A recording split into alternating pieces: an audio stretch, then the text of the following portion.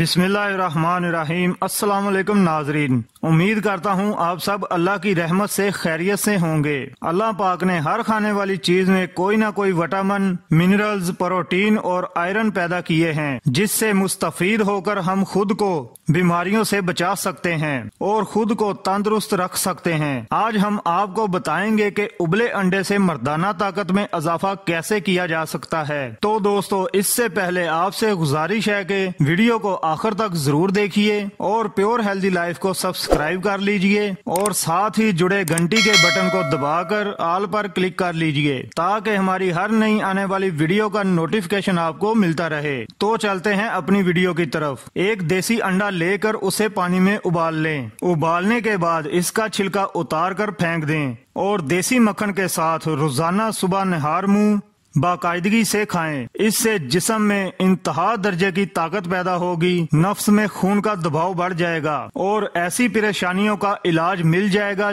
जिनका अक्सर नौजवानों को सामना करना पड़ता है। अंडे खाने से मर्दाना ताकत के साथ साथ दीगर बहुत सारे फायदे भी हैं। अंडा बच्चों की हड्डियों को मजबूत बनाता है, उनकी अफजाइश करता है। अंडे के इस्तेमाल से जिस्म में कुव्वत मुदाफत पैदा होती है।